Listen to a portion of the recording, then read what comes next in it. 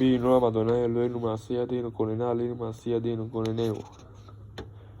¿Cómo están? Estamos en la Parashá Miketz, pero no solo estamos en Miketz, estamos en Hanukkah. Me imagino que ya han prendido sus Hanukkiyot. Ya hoy vamos a ir por la tercera noche. Hoy les voy a comentar un poco sobre Hanukkah, sobre qué es Hanukkah, de dónde viene Hanukkah y qué fue lo que pasó en Hanukkah. Y también les comentaré sobre las leyes, la halajá de Hanukkah. Dice así: Mismor Shira Hanukkah a baile David. Salmo y cántico por la inauguración del santuario de David. Hanukkah significa inauguración. No está escrito en la Torá, aunque se puede deducir mediante Kabbalah y eso, se puede deducir que ya desde la inauguración del templo sagrado sabían lo que iba a pasar con Hanukkah y sabían lo que iba a suceder con el aceite y la jarra. Dice, para comentarle un poco de dónde surge Hanukkah. En la época de los romanos, de los Ashmonaim, de la dinastía Ashmonaim, un tirano muy fuerte en esa época, nos comenta la Torá oral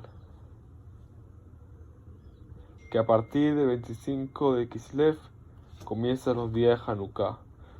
Después de haber hecho la guerra que Yehudá, el hijo de Matitiao, pudieron ganar la guerra, de esta manera al siguiente día empezó la inauguración y la celebración, y por esto se llama Hanukkah.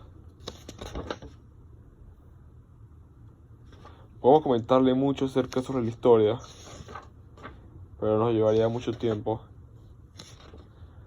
así que les voy a decir un poco resumida la historia, y también les puedo comentar un poco acerca sobre más detalladamente, si lo desean, con un poco de historia para que conozcan. Entonces, en la era del segundo gran templo, ya habían pasado unos cuantos años desde el primer gran templo, gobernaba el reino Seleucida de Grecia. Como todos sabemos, Grecia es Esaf. Y con esto en este video vamos a un poquito enlazarlo con lo que podíamos hablar hoy. De esta manera entenderán mejor. Sabemos que está escrito en una haftará, en una profecía de Obadía, etcétera, etcétera. Si no saben sobre eso, también les puedo hacer un video acerca de eso. Que ya deducimos de que Esaf ha sido Roma, ha sido Grecia. Esaf, en pocas palabras, hasta hoy en día se ha convertido en la cultura más grande y más en contra de la Torá, más en contra del fundamento de la vida, que es la Torá.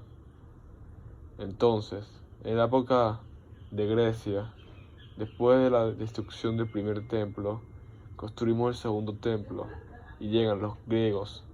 Los griegos sabían que la única manera de que los Yehudí salieran de la religión y abandonaran la Torá no era matándolos, sino era haciéndoles que cometieran idolatrías.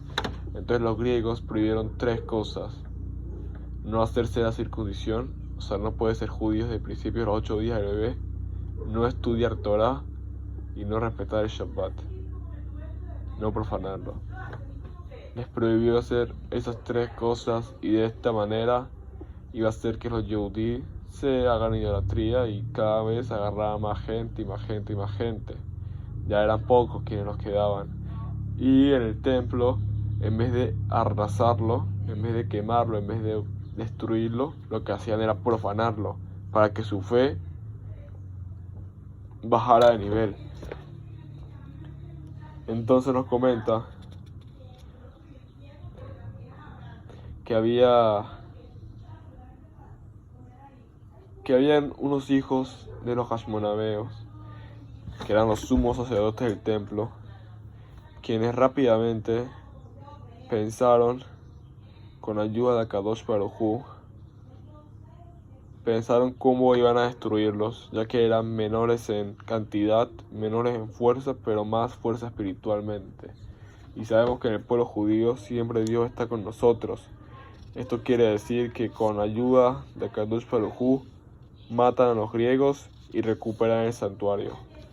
Pasa un poco de tiempo mientras limpian el santuario para poder prender la menorá, no la Hanukkah, sino la menorá del templo.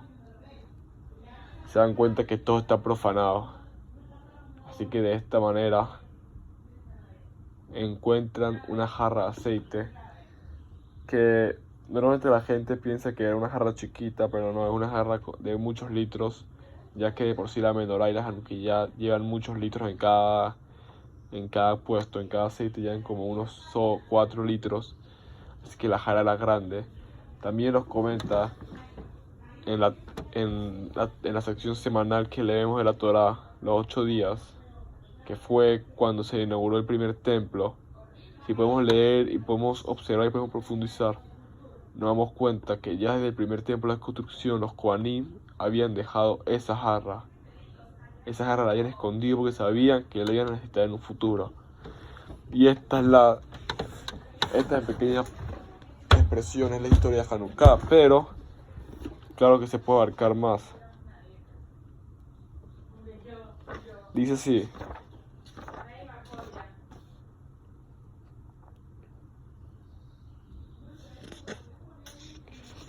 más allá del cántico famoso de David de la inauguración del santuario,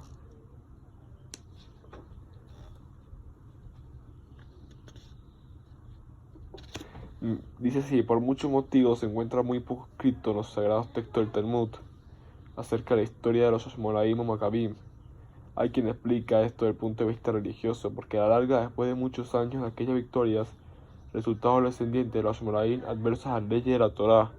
Esto quiere decir que aunque los Ashmonaim fueron los que salvaron el templo, hicieron esto y lo otro, a fin y al cabo su descendencia, sus nietos, terminaron yendo para la idolatría.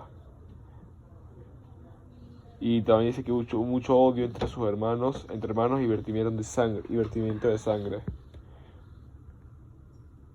Ese fue el motivo principal que originó la destrucción del santuario de Jerusalén por los romanos, que pasaría unos años después. Pero el motivo verdadero por el cual se encuentran datos muy limitados en el Talmud y solamente unos indicios en la Mishnah es porque la Mishnah fue escrita por primera vez en tiempo de Rabbi Yehuda Nasi, cuando la ocupación romana y sus emperadores causaban desastres en Eretz Israel. La rebelión fue combatida con mano de hierro y muchos cientos revolucionarios con sus líderes fueron crucificados o llevados cautivos para venderlos como esclavos en las plazas de Roma. El emperador romano eliminó hasta el último descendiente de la dinastía Ashmonaim y con fuerza de tirano apagaba todo brote de rebelión.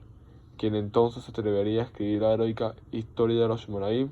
Sí, Rabbi Yehuda Nasi con la asamblea rabínica de sus tiempos permitieron por primera vez escribir la Mishnah, que hasta entonces se consideraba como Torah Shebe'al Peh, Torah oral, la ley que se permitía su estudio solamente en forma oral y memorizada. Ellos permitieron escribir estas leyes fue solamente por el motivo de que el pueblo israelí se encontraba en grandes angustias y las mentes de los estudiantes no respondían con el tiempo de paz y tranquilidad.